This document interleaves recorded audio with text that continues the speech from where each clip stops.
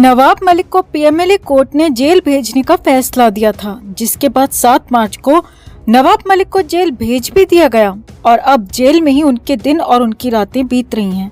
लेकिन इस बीच नवाब मलिक अपने वकील के जरिए बॉम्बे हाई कोर्ट भी पहुंचे थे।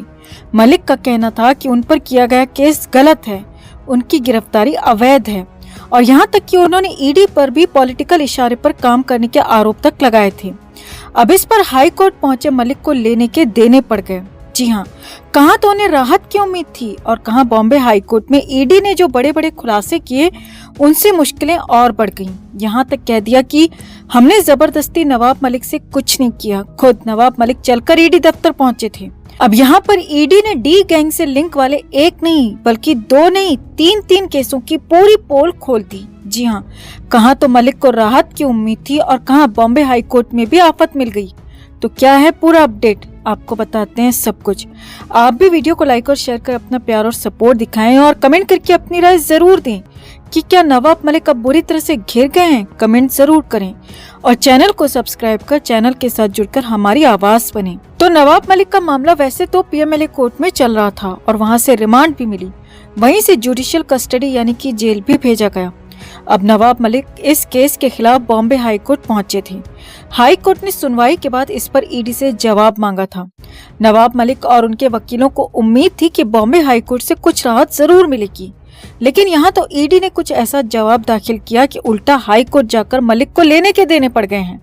अब क्या है ईडी के जवाब में, क्या क्या पोल ईडी ने खोल दी, सब कुछ आपको बताते हैं। ईडी के असिस्टेंट डायरेक्टर नीरज कुमार के साइन वाला एफिडेविट ईडी की तरफ से कोर्ट में दाखिल किया गया है, जिसमें पूरा जवाब था। नवाब मलिक पर आरोपों की नई किस्त भी शामिल थी।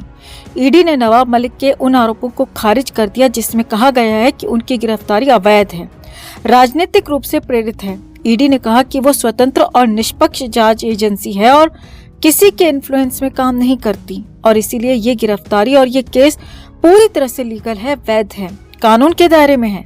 आगे देखिए, ईडी ने कहा कि सिर्फ यही केस नहीं बल्कि ईडी 2 और केस की जांच कर रही है जिसमें नवाब मलिक का डी गैंग से लिंक है। जी हाँ, ये बड़ा खुलासा था, बड़ी बात थी जो कि ईडी की तरफ से कही गई थी, क्योंकि कहाँ तो नवाब मलिक सिर्फ एक केस के बिना पर इतनी मुश्किलों में घिर गए थे और हाई कोर्ट तक पहुंच गए। तो हाई कोर्ट में ही ईडी ने कहा कि इस केस के अलावा 2 और केस हैं, यानी कि कुल मिलाकर 3 केस ऐसे हैं जिनमें नवाब मलिक और डी गैंग के लिंक की जांच हो रही है। यानी कि आगे भी मुश्किलें मलिक की कम होने के बजाय बढ़ने वाली हैं। और देखिए, ईडी ने बड़ी बात कहते हुए ये भी कह दिया कि न सिर्फ डी गैंग बल्कि 1999 के टेरर फंडिंग के मामले में भी नवाब मलिक का सक्रिय इन्वॉल्वमेंट था और नवाब मलिक इसमें भी पूरी तरह से शामिल थी। ईडी के पास इसके पुख्ता सबूत और पुख्ता गवाह मौजूद हैं और ये ईडी ने बातें कोर्ट में कही। यानी कि मलिक पर एक और मामला, एक और केस की तैयारी जो कि सबसे बड़ा हो सकता है, जिसमें देशद्रोह जैसा मामला तक हो सकता है। यानी कि हालात बेहद ज्यादा बिगड़ने वाले हैं, नियंत्रण से बाहर होने वाले हैं नवाब मलिक के लिए। आगे देखिए, ईडी ने कोर्ट में कहा कि नवाब मलिक की तरफ से कहा गया है कि इन्हें जबरदस्ती हिरासत में लिया गया, उन्हें घर से जबरदस्ती उठाया गया, लेकिन ऐसा बिल्कुल भी नहीं है। जी हाँ, ईडी ने कोर्ट में बताया कि नवाब मलिक खुद अपने बेटे के साथ अपनी कार के जरिए ईडी के दफ्तर पहुंचे थे और उस कार को भी नवाब मलिक का ड्राइवर ही चला रहा था, कोई ईडी का आदमी उस कार को नहीं चला रहा था और नवाब मलिक खुद से अपने होशो आवाज में ईडी के दफ्तर पहुंचे थे।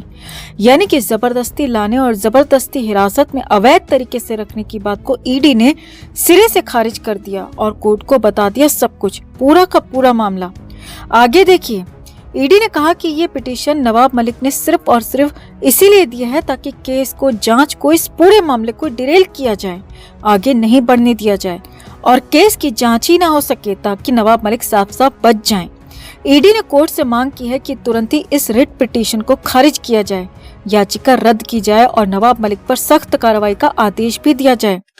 तो कुल मिलाकर बॉम्बे हाई कोर्ट नवाब मलिक गए तो राहत के लिए थे, लेकिन उनकी आफत बढ़ी हुई दिख रही है और ईडी ने 2 नए केस की तैयारी कर ली है और इस पहले केस में भी पूरे सबूत, पूरे गवाह होने का दावा कर रही है और सबसे बड़ी बात कोर्ट में दावा कर रही है कि नवाब मलिक से कोई जबरदस्ती नहीं हुई थी, नवाब मलिक के साथ कुछ भी गलत नहीं हुआ है, सब कुछ कानून के दायरे में हो रहा है और पॉलिटिकली मोटिवेटेड कुछ भी नहीं है। अब देखना है कि बॉम्बे हाईकोर्ट इस पर क्या फैसला देती है, क्योंकि ईडी की तरफ से जवाब जा चुका है।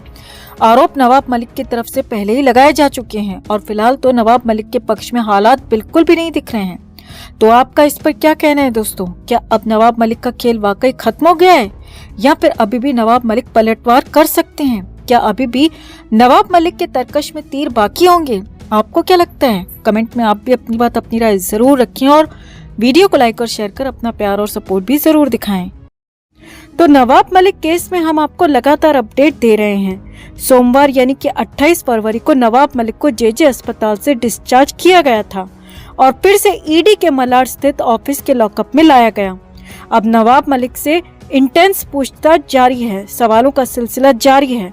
हालांकि ईडी सूत्रों के मुताबिक नवाब मलिक ने अब तक कुछ खास बताया नहीं है और ईडी ने कोर्ट तक में कह दिया है कि नवाब मलिक पूछताछ में सहयोग नहीं कर रहे हैं, लेकिन इससे नवाब मलिक के अंदाज पर, उनकी सेहत पर कोई फर्क नहीं पड़ा है। उल्टा नवाब मलिक तो नए तेवरों के साथ पलटवार को तैयार हैं और यहाँ तक कि मलिक ने तो अपनी तरफ से शुरुआत भी कर दी है। लेकिन ईडी ने 200 करोड़ वाला बड़ा महासबूत ढूंढ निकाला है। अब मलिक का नया एक्शन क्या है, मलिक क्या कर रहे हैं, वो भी आपको बताएंगे। लेकिन पहले ईडी का 200 करोड़ी सबूत देखो और समझो। तो नवाब मलिक पर ईडी ने तेजी से शिकंजा कसते हुए बांद्रा कुर्ला के एक प्रॉपर्टी का पता लगाया है। जी हाँ, बांद्रा कुर्ला अब असली जंग का मैदान बनने जा रहा है। ईडी का दावा है कि बांद्रा कुर्ला में नवाब मलिक के परिवार का एक बड़ा प्लॉट है और इस प्लॉट की कीमत 200 करोड़ रुपए है। जी हाँ, ईडी ने बड़ा दावा किया है कि 300 करोड़ वाले मामले के अलावा ये बड़ा और नया सबूत उनके हाथ लगा है। ईडी सूत्रों के मुताबिक नवाब मलिक के बेटे फराज की Touchwood real estate private limited company में 25% की हिस्सेदारी है और ये प्लॉट उसी से संबंधित है। ईडी ने बड़ा दावा किया है कि ये प्लॉट साल 2006 में खरीदा गया था और 3 बार में इसका भुगतान किया गया।